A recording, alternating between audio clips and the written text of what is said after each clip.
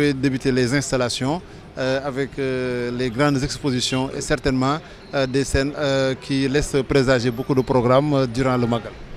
Une exposition, c'est un art de communiquer. Un art de communiquer et d'informer. De sorte que, certes, on s'installe à l'intérieur, mais on a aussi besoin d'un certain prolongement à l'extérieur. C'est pourquoi il va y avoir des moyens qui vont nous permettre d'y arriver. C'est ce qu'on est en train d'installer. Comme disent les Anglais, stage and trust. Donc, comme je disais tout à l'heure, bon, informer à l'intérieur et un prolongement à l'extérieur. Il arrive des fois où ce qu'on est en train de faire à l'intérieur, que les gens aient le besoin de le voir à l'extérieur. Et toutes les commodités nécessaires. En communication aussi, il y a une symbiose. Quelquefois, on a besoin d'utiliser la télévision, la radio et les animateurs qui sont à l'intérieur de la télé. Et même aussi les médias multilatéraux.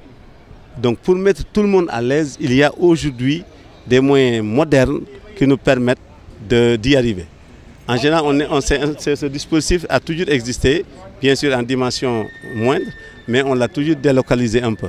Donc aujourd'hui, on l'a rapproché et rattaché directement à l'exposition pour permettre d'abord à l'emprise d'être un peu libre et aussi de mieux travailler en proximité. C'est pourquoi on a même gagné du temps, comme on a aussi perdu du temps. Et la solution, c'est d'accélérer.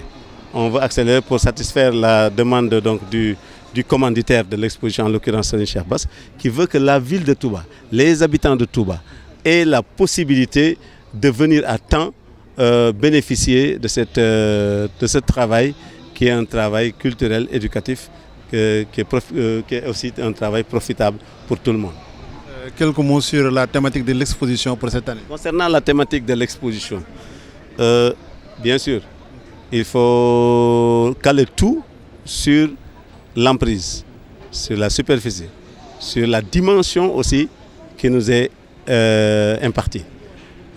Nous allons, si possible, résumer les anciennes éditions, rappeler un peu sur l'orientation de l'exposition, faire revenir le dernier thème important de l'année dernière qui était donc la calligraphie du Saint-Coran, qui était inféodée un peu au pavillon des valeurs artistiques. Cette année, les valeurs scientifiques et morales vont accoucher un autre thème qui s'appelle l'école de Touba dans la famille sunnite, une unité dans la diversité. Montrer comment cette école Malik de Serigne Touba est une école, comment elle se présente dans la famille sunnite, qui est une école qui unit, mais ne divise pas. Unit ne divise pas, ça veut dire que Malik, Hanbal, Shafi et Hanifa sont pareils pour nous. Comme le dit Serigne Touba, bi Malikin zil mazaya Shafi abi Hanifatan Mahmouda Yallah. Même les plus jeunes le récitent ici chaque matin. Donc, nous ne sommes pas séparés, on est unis. On est unis. Et maintenant, qu'est-ce qui fait maintenant que dans cette union, quelqu'un peut penser que sa vision d'une école qui est différente de la vision de notre école est une source de division? Non. S'il arrive à le justifier dans les critères juridiques et théologiques de la Sunna, mais il peut le faire, même si c'est différent de moi. Donc ça, c'est important qu'on fasse revenir un dialogue de compréhension, comprendre que aussi ceux qui pratiquent d'une certaine manière ou d'autres qui pratiquent d'une autre manière ne sont pas des ignorants.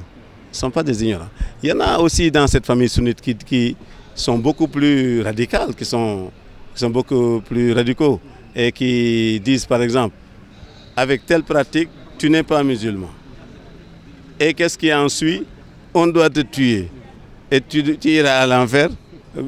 Donc ça c'est la violence, c'est pas la discussion, c'est pas du ijtihad. Le ijtihad existe chez nous. Il existe bien chez nous. Peut-être du côté de Malik, le ijtihad a été très facilité parce que même la jurisprudence, Malik le traite avec ce qui a déjà été fait par le prophète et particulièrement avec un musulman ou des musulmans. Là, je crois que donc on dit que la source de Malik, c'est les actes et paroles des gens de Médine, du prophète ou après lui par les tabi'in. Je crois que là, c'est un débat. Aujourd'hui, cette famille fait 85% de la population musulmane mondiale qui fait 1 milliard à peu près 700 millions de personnes. Et nous, on fait les 85%. Donc on n'est pas pauvre, on n'est pas en reste en quelque sorte. Oui, on n'est pas minoritaire. Maintenant, si tu enlèves la famille chiite, normalement, il doit te rester 5%. Et avec ces 5%, tu as presque 100 et quelques courants et mouvements et écoles. Et personne d'entre eux n'a 1%. Chacun d'entre eux a moins de 1%. Regardez aujourd'hui la puissance des Wahhabites et la puissance donc de l'Arabie Saoudite. Aujourd'hui, les Wahhabites font moins de 1% de la population mondiale musulmane. Donc, c'est normal qu'on n'ait pas de crainte parce que si c'est les idées de Hanbal qui ont été réformées et même accentuées par Ibn Taymiyyah. Je crois que là, c'est un débat qu'on va débattre ici. Il y aura des panels, disons, à travers lesquels les gens discuteront de tout. Et je crois que peut-être ça pourrait apporter beaucoup de lumière aux gens que entre ces Malikites, ces Hanbalites, ces Shafi'ites, ces Hanafites et toutes les autres écoles, qui doit en tout cas mettre de l'eau dans son moulin. C'est important parce que l'unité, ça se travaille. Chacun doit apporter, disons, sa pierre dans l'édification de cette unité qui n'est qu'une unité dans la diversité.